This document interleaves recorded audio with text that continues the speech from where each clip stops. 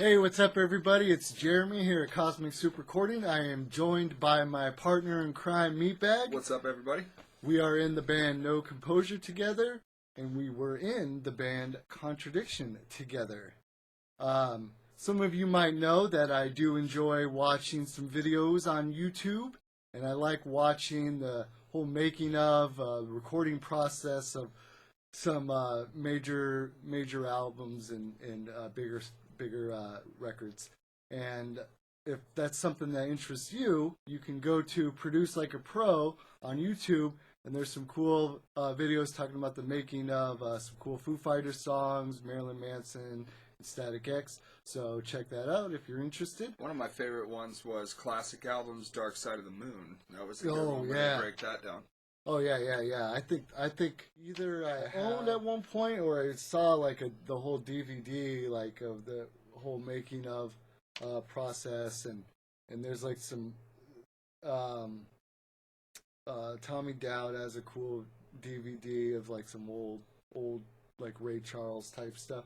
Really interested to watch just to see how the whole making of process, things like that. Sure.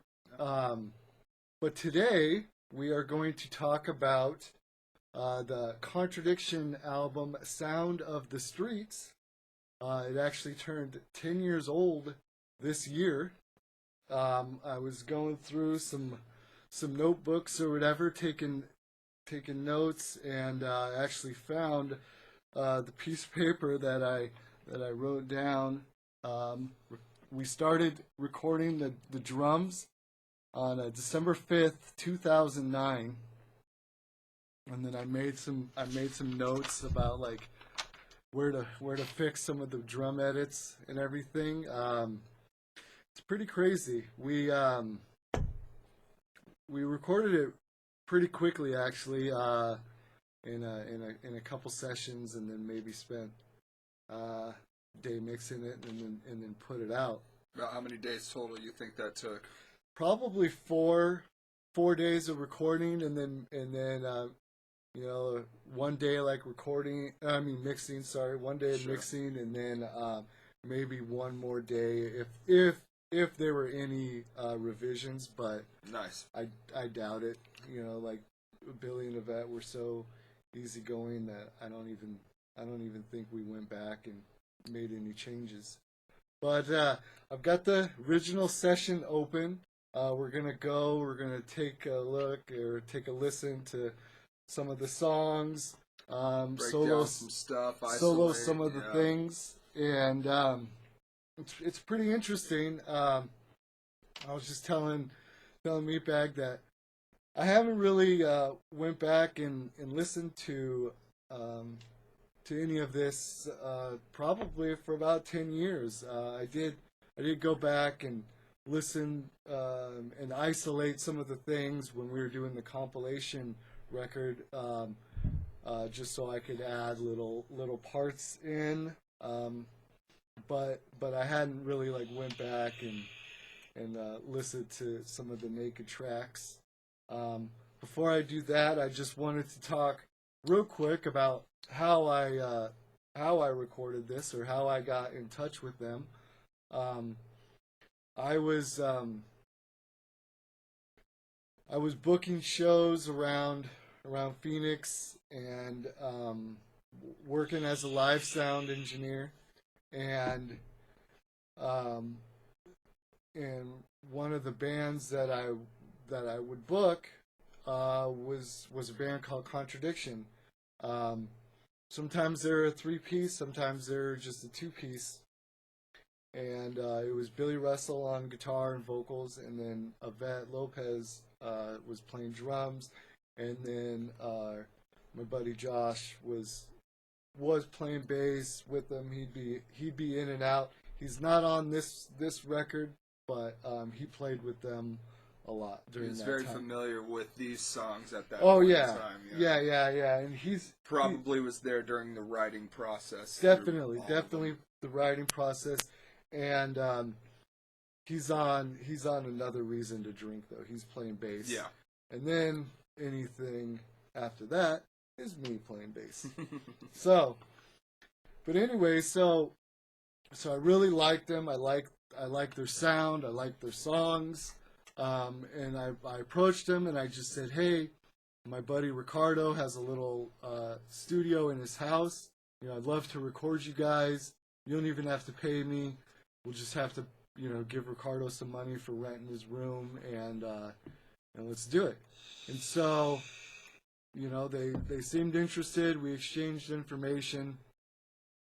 This was in the MySpace days, so we'd MySpace message each other, and so they said, yeah, let's do it. So we, like I said, we recorded at the end of the year at Ricardo's home studio. We did the drums, guitar, and then some of the vocals, and then we sat on that. And then the guy that he had playing bass, I can't remember his name. He was only in the band a short time, but he came over to the studio in my mom's garage. We recorded bass there. We finished the vocals, and then we were listening to it, and then we did all the overdubs there, and then that's where a lot of all the parts that I did came in, and then we're even able to like get my buddy Dan on some backup vocals and some gang vocals and stuff. So it was really cool. Got a little piece of Dan on all the albums. Yeah. And what's funny is that this really pushed me from being just like an assistant engineer or a live sound engineer to like actually producing records. This is the first time like I got to be like on someone else's project and submit ideas and just really like be part of the band, part of the project. And it's because we were so comfortable with each other and we just had such a great relationship. And then which led me to being in the band, because I was so passionate about the project and in the band. And so from this kind of gave me the confidence. And so then, when I did record bands like Squared, I could feel like I could put in some ideas, and then I'd always find ways to be on other people's records, like even if it's just doing gang vocals, if it's doing hand claps, or if there's like a song that's maybe a little more acoustic or ballady. Hey, let's put some strings on it. So I'm sure if we go back and dissect all the bands that I've recorded and been a part of, we can find me sprinkling stuff on everything. We were really happy once it was done, and I don't even think they like had real CDs made. I think they just made burn CDs and Sharpied them and stuff. DIY. And yeah, like it wasn't even really like online until maybe 5 years ago. Like we put it on DistroKid and stuff, and to this day, it's my favorite Contradiktion record, because this is the one that really like started it all, I guess. So we're gonna go through it. Maybe if I could think of a story or whatever, I'll tell a story, and if Meatbag has anything, we'll throw it in there. We didn't use a metronome. Everything was just off a feel. It was just Billy and Yvette in the same room playing with each other, and that's how we recorded every Contradiction song. Was Billy and Yvette, or Billy and Steve, whatever, just playing together.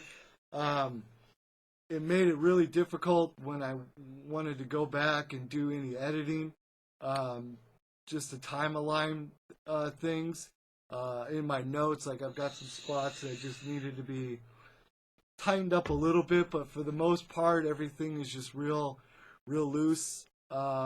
We tried having a metronome, a click track in there, and it wasn't just happening. Never worked with those songs. Yeah, because they moved too much, and they were just written. They were played, with just them, and so they had this unique bond and groove that that you don't want to mess it up. So you just say, okay, cool, and you just arm the tracks and just hit record, and then just let the magic happen. Everything on here, there's no plugins, it's not mixed or whatever. This is all how we recorded it raw. At Ricardo's, we went through his board, so there is some EQ and compression going in, but once we dialed in a sound, we kept it. Okay, so we recorded this almost in the same order that it appears on the record, except we started off with this song called Cold Dark Sleep, which is a slow, sad song, kind of unusual for Contradiction, but nonetheless a great song. This is the one song that Yvette didn't have the snares on her snare drum, so it's kind of got more of that pop sound to it. At first I wasn't sure how to mix this one, but once we started adding some delays and some reverbs and stuff, it kind of took on a whole new vibe to it. So this is how it starts off.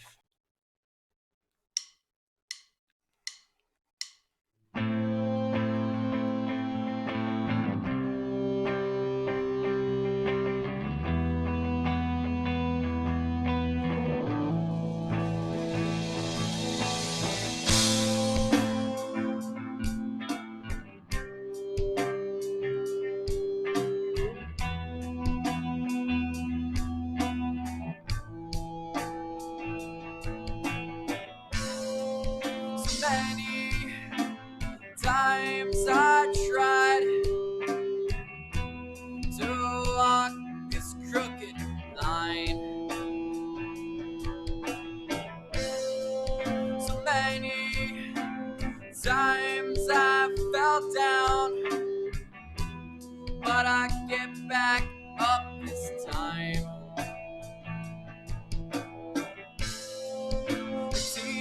Deep down I know that's no comfort to you, so I lead by example. Yeah, there's no such comfort in you. And I woke up out of my cold dark sleep. I woke up into the ups of disease. I woke up, didn't want to do a goddamn thing, and I woke up. Oh yeah. So this is a great one to start with because you can hear how it starts off with the clean guitar, builds up for the chorus, has this nice big chorus. You can hear his great vocal tone, his cadence, his Canadian accent, pronouncing certain words. You know, there's certain songs on here that I still don't know what he's saying exactly. But this was cool. When we went back to, overdub some stuff. Um,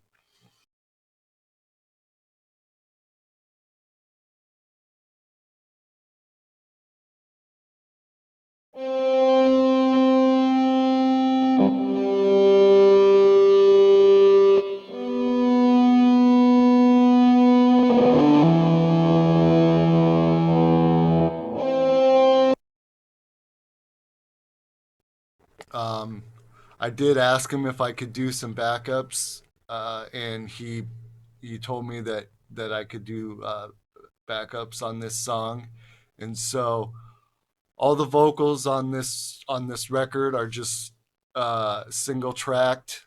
I did, Woke up. and then I did some. Woke up. Woke up.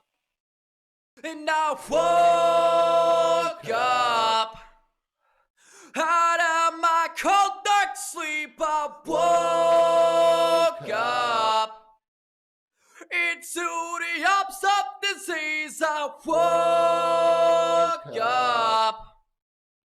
Didn't want to do a goddamn thing, and I woke up. Oh yeah. This is always one of those songs that people really liked, but it just never really got played live. Um, Probably because it is a little longer, um, and I think that Billy always wanted to kind of put some of the faster, more energy songs into the set. He did play this one acoustically a couple times. There's some cool versions, but as a band, it didn't really get played live too much. Um, and now, as we go to the second song, this song was was definitely a song that got played every time Contradiction played live. It was a crowd favorite. The crowd could participate and sing along. This song is called American Violence. It goes like this.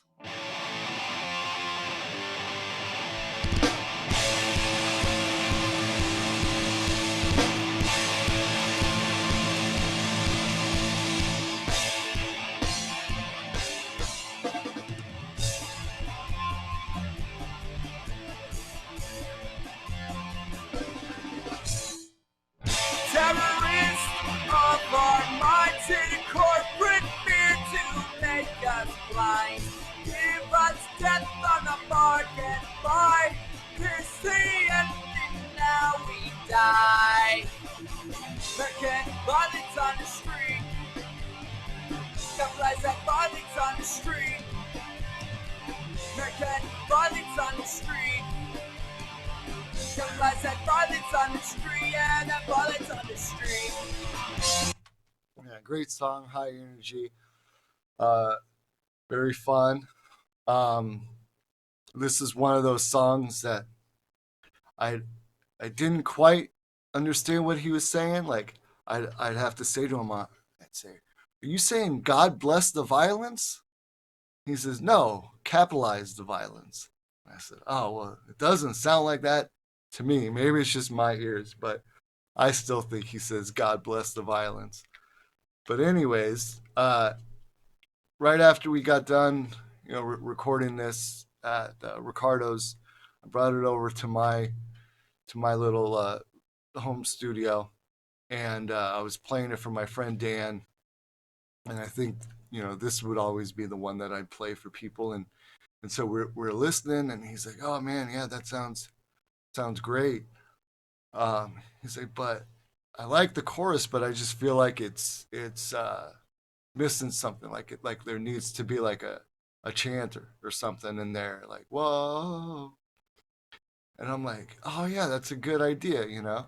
And so then when the band came over to finish up the record and do some overdubs and everything, I said something to Billy. I said, hey, you know, I love American Violence. Chorus is awesome. What if you did like a chant right there or something? And he's like, oh yeah, yeah, yeah, that's pretty cool. So, um, so he threw it in there. I wish I went back and added more just to make it fuller. I'm not even on it, but still, like it's a great part. Get by, here's the ending, now we die. American violence on the street, oh, oh, oh. Got flags like violence on the street, oh, oh, oh. American violence on the street, oh, oh, oh. Got flags like violence on the street, yeah, that violence on the street. And so anytime like me or Dan would go and see them live, or when they'd play this song and then the crowd would get into it and say that part, like we'd look at each other and be like, oh yeah, yeah, that was our idea. But I like to think that regardless as if we put that in there or not, it would have eventually evolved into having some sort of chant right there, because Billy loved group vocals and getting the crowd into it. This was always a fun one to play live, because this version it's pretty fast, but live it would get slowed down a little bit. It had like a groove to it. We could break it down in the middle section. Um, Steve could do a drum solo, or we could strip the instruments out to where it's just bass or just guitar or something. Billy could talk, he could chant, he could do whatever, and it was cool. It was one of those songs to get the crowd pumped up, and it was nice. And then now Squared has adopted the song. They've got an awesome version. You can check it out. It's online, and they kind of do the same thing. They kind of slowed it down a little bit and have a nice groove to it, and definitely like get the crowd into it, and you know, do some Billy chants and things like that. So this is probably the most popular song on the record. Now, moving down, this is this was always a fun song, but it just never really got played live. This is a little bit more ska, reggae, you know, California reggae. This is a song called Devastation. It goes like this.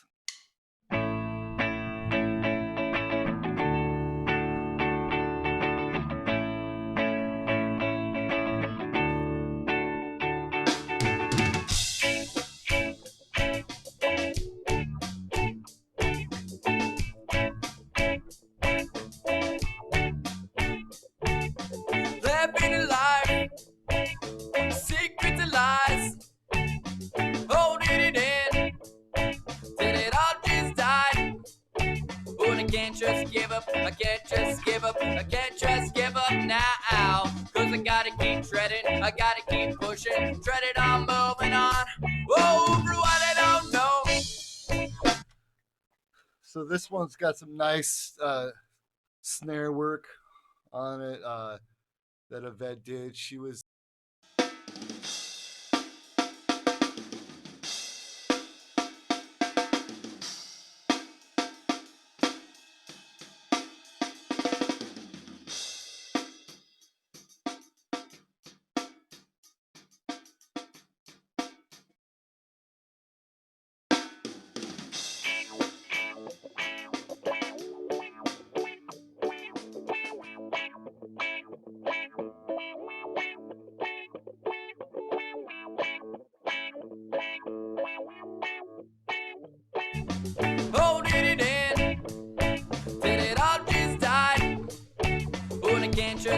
I can't just give on.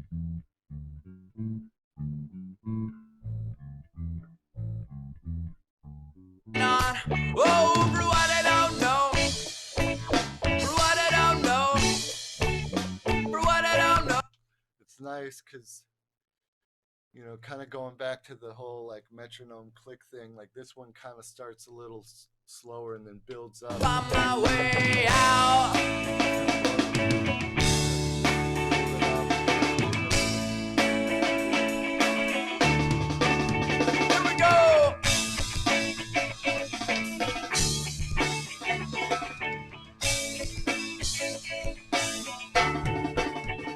Oh, living a life, the secrets of life, holding it in, yeah, till it all just died. I said something different this time, I want something different this time, I want something different this time. Can't sit back and wonder why, cause it's a devastation. All of my complications, no, and up on myself, I gotta find my way out. Since it's devastation, all of my complications, no, and up on myself, I gotta find my way out.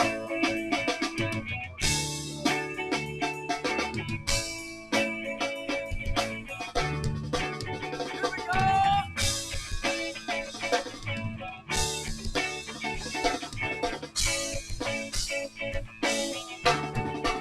And then on this album, when we were kind of talking about the whole vision of it and the direction of it, I'm really into albums that flow into each other. One song will flow into another song, or they have consistent themes to them.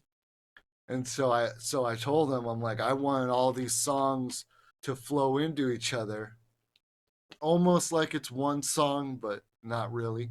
And you know, he's like, yeah, you know, absolutely. And so even though there's different styles of music all on this one record, I wanted them to have this theme and kind of blend together. And so this was cool. I just kind of took the guitar and shifted it in, and it leads into my favorite song on the record. My way out of here.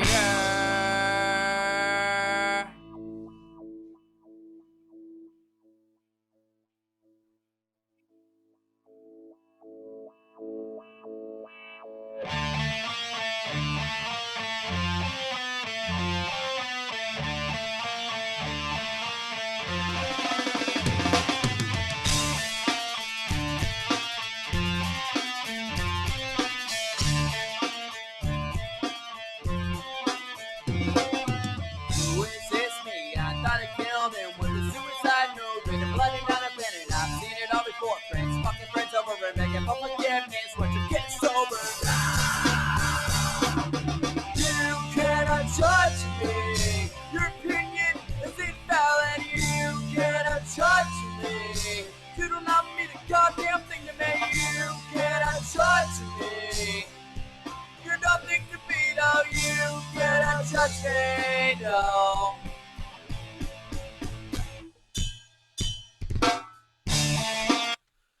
I could listen to this song a million times and it still wouldn't be enough.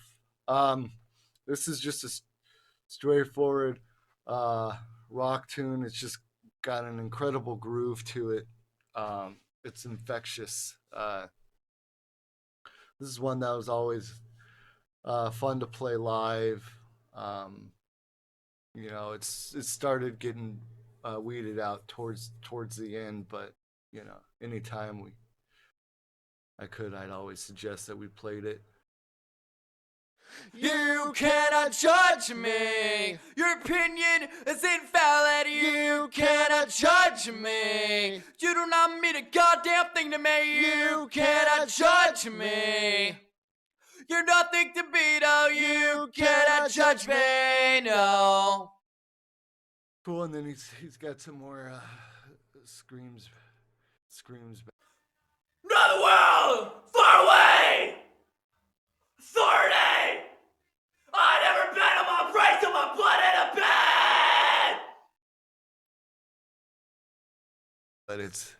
But it's such a cool part. You know, I love this song. Next, we've got another crowd favorite, and this song has been adopted by No Composure. We put it in our set a lot, and it goes like this.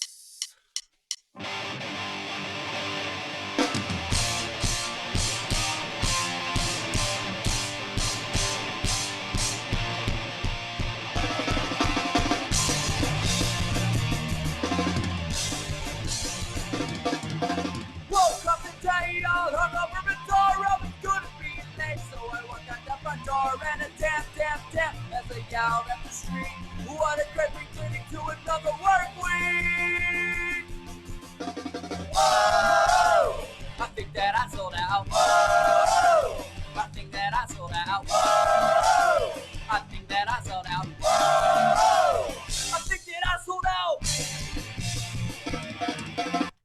Nice fast punk rock song. Meatbag likes to point out that his Canadian accent really comes out in this one. When you Woke up today in a piss off mood and my work told me I had a bad attitude. I try to lack enthusiasm, got no fucking interest. Well, I'm a worker and I'm in distress.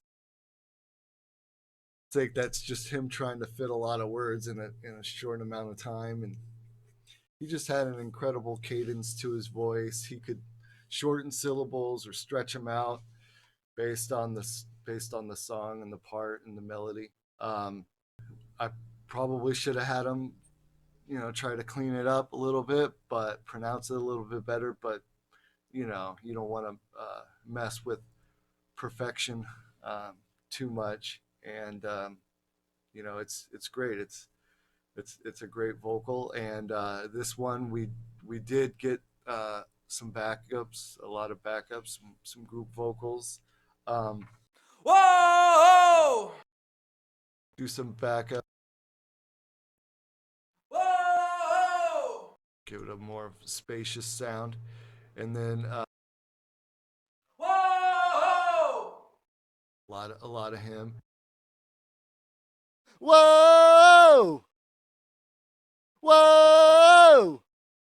Auto tune on there, I guess, and whoa! So got Dan to be on there, and then Whoa! Whoa! Whoa! Whoa! Whoa! but it's real fun. Yeah, just a great energy song. And then next we go to Methadone Clinic. This is fun too. This kind of changes up a little bit. It's got some rocks.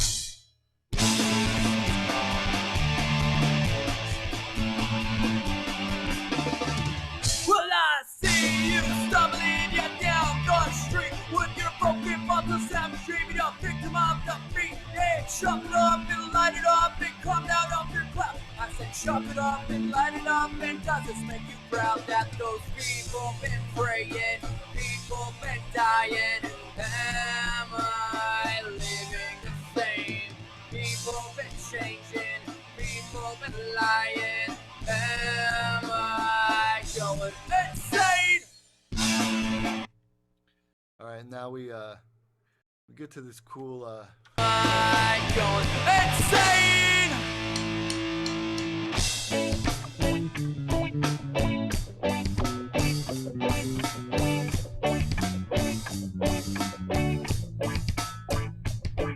Yo, Methadone fucker, he be knocking at my door in a truck. I sell again, need him looking to a score, and all I can say, man, I felt like you. Up, up, up, up, but the don't fuck with me, knocking at the door. In your trunk is hell again, and even looking at the score, and all I can say is I felt like you. Up, up, up, up, but the don't fuck with me, knocking at the door. In your trunk is hell again, and even looking at the score, and all I can say is I'm better than you. People been praying and people been dying, and am I living the same? People been changing and people been lying, and am I going insane? Beautiful. You know, it's got a cool bass line to it, cool groove to it. Live, Yvette would use the cowbell or block or whatever and do some cool stuff. So, song about methadone. Now we get to the title song of the album, Sound of the Streets. Put some sound effects to make it sound like the street. This is kind of the vibe of the whole record, just about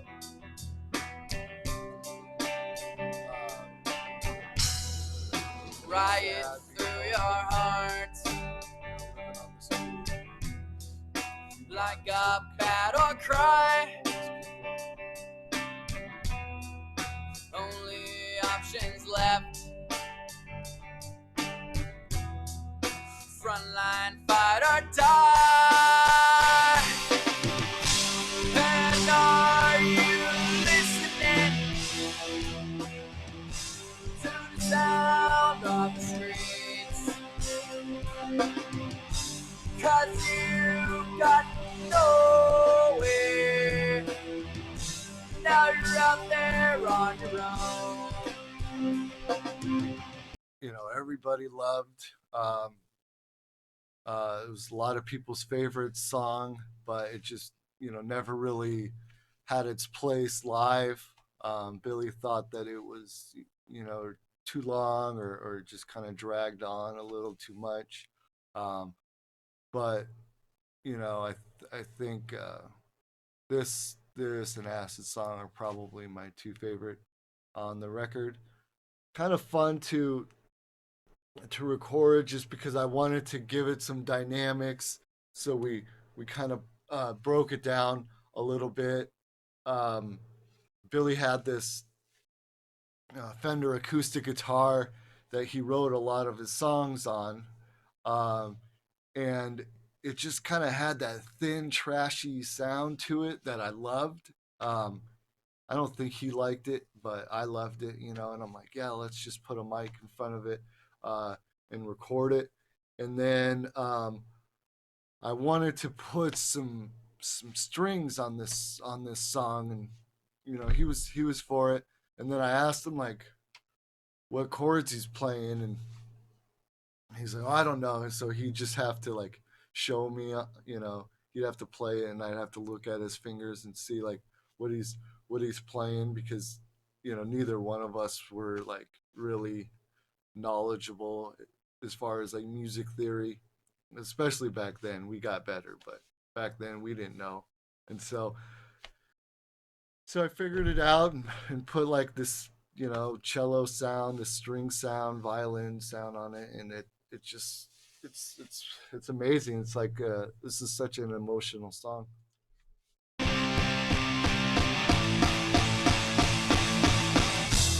Not so simple now. With decisions on your plate, it ain't so easy now. When I turn me, what's at stake? Not so simple now.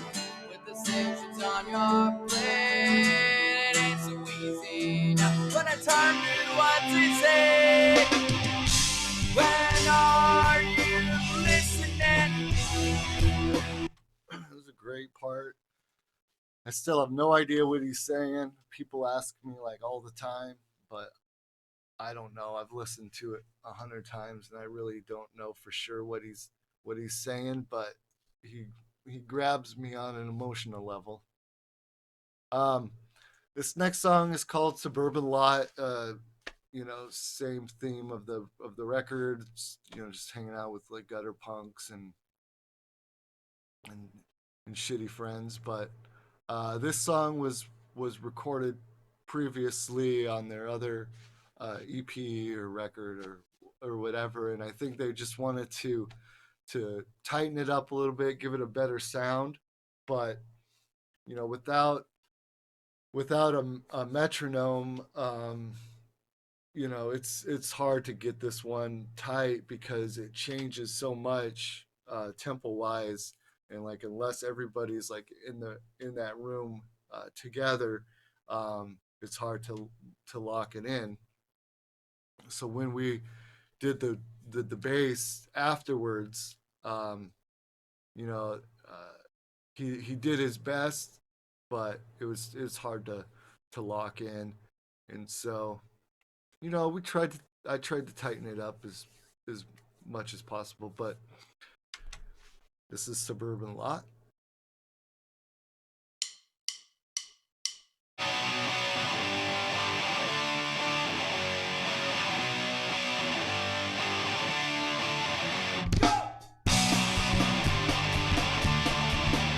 Every song starts off with guitar, then like the drum kit. Left everything I own and my forgotten city, the city of hell has got it up for me.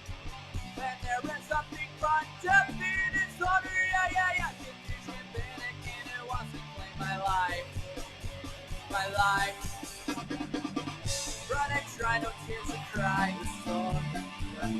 Feeling hard in my body a lot, yeah, running, trying no tears to cry. Feeling hard in the body a lot, oh. Let me say, oh.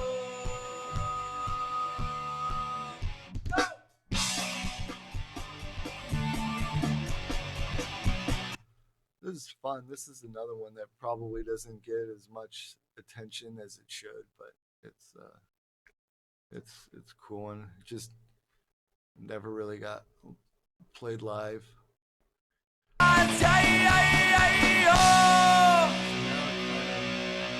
Breaks down, I guess.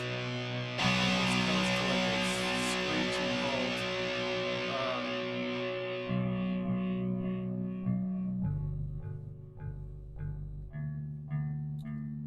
And then it builds back up.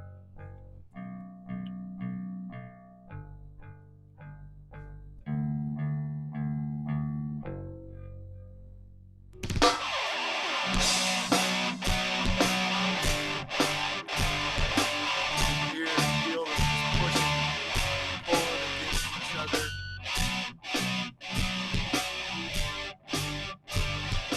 Struggling to keep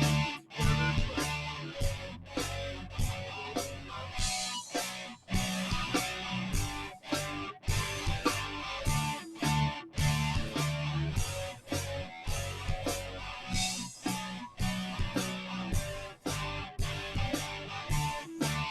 And when Billy comes back in with the vocals, like he starts doing like ad-lib stuff.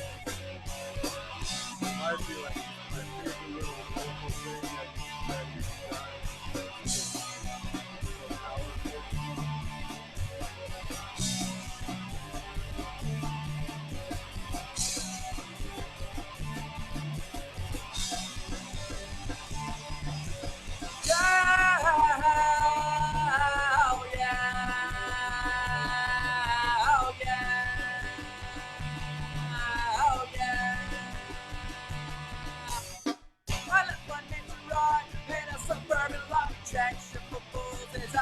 What I got in the inner city strong way.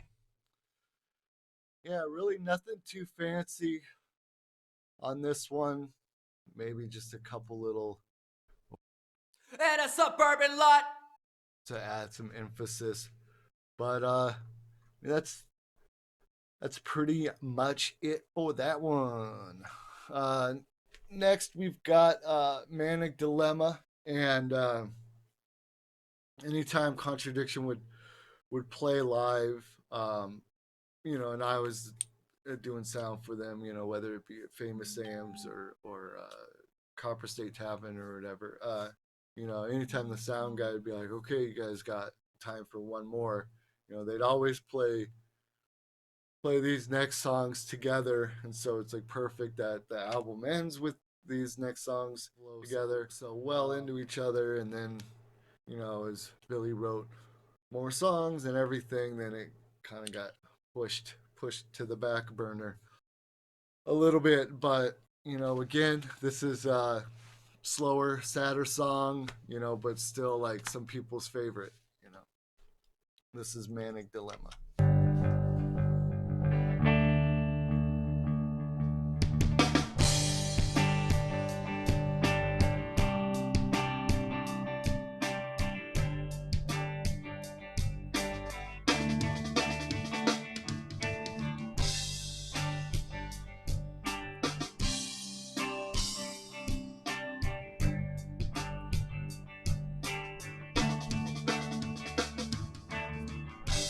Nobody likes me, 'cause I'm dangerous. Come with me now, or be left in the dust. I'm going for it all, and I'm fucked if I fall. I'm destined to be wasted. There goes life, yeah, for us all. Having a manic dilemma, having a mental breakdown. Look at my future for. Oh yeah. Look at it now. Look at it now. Look at it now. Look at it now. I'm not holding back. Done that shit for way too long. Lyrical rampage, my outlet to write my. Then it kind of builds up at the end. Now, look at it now.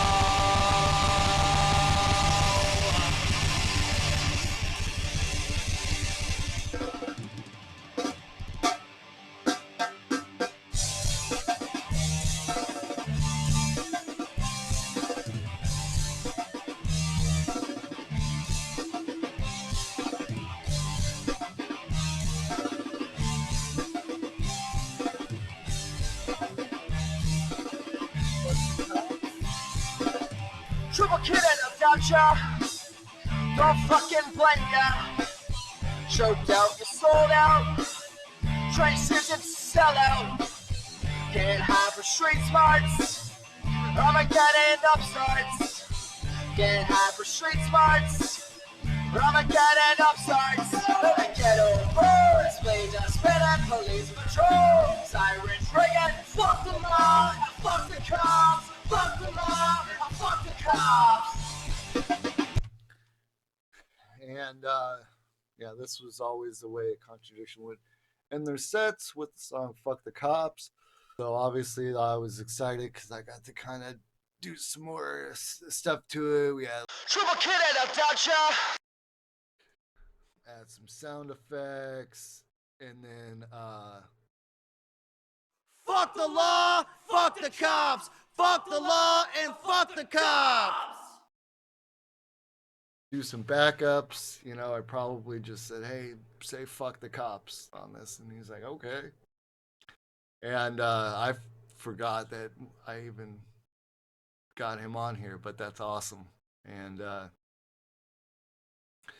it is powerful. This is another cool breakdown one where we get to kind of jam a little bit, and we got to add some sound effects.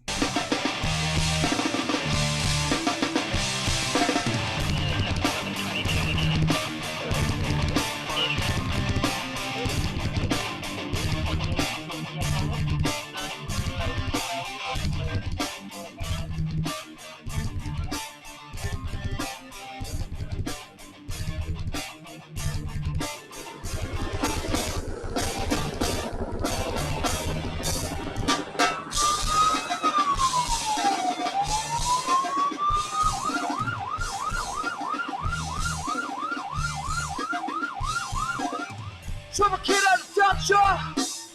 Don't fucking blame ya. Choked out, you sold out. Traces, you sell out. Can't hide for street smarts. I'm a guy and upstarts. Can't hide for street smarts. But I'm a cat and upstarts. The ghetto birds, slaves and spread at police patrols. Siren train. Fuck the law, fuck the cops, fuck the law, and fuck them cops.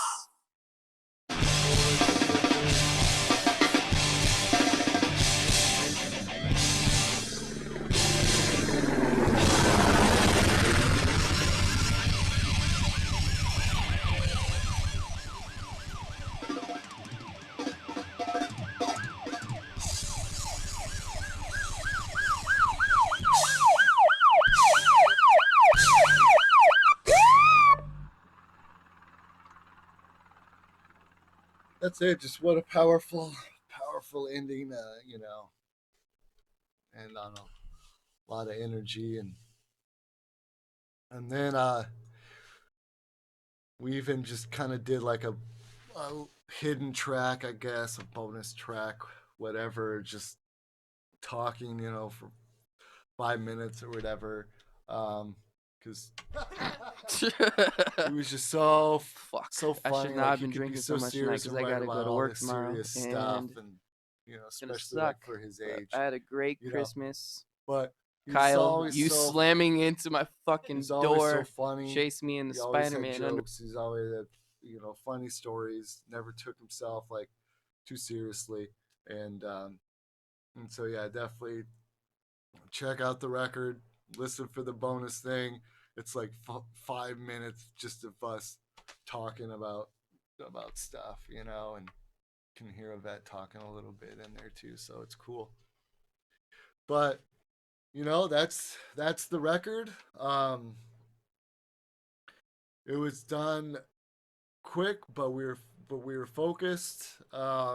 We didn't oversaturate it. We didn't add a bunch of stuff to it.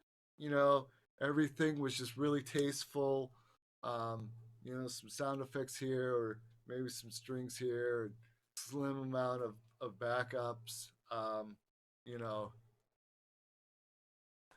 There were certain times where I thought about going back and like remixing it, remastering it, but I think it's just perfect the way that it is. I just hate how music websites ruin the sound quality. It's it sounds so fucking good in this room. You know what I mean? Oh yeah. Fuck you, Spotify. Apple Music. As soon as that shit goes into the Spotify or Apple Music, it just instantly gets degraded. Yeah, I mean it's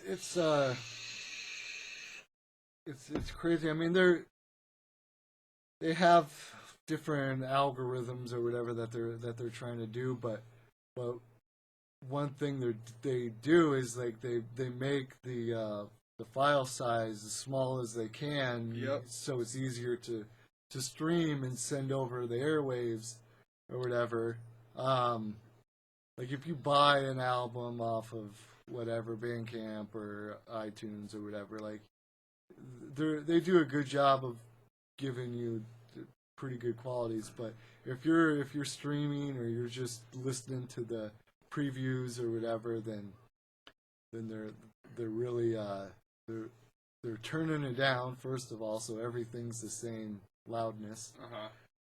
But then they're making the file size so small so they can send it. But yeah.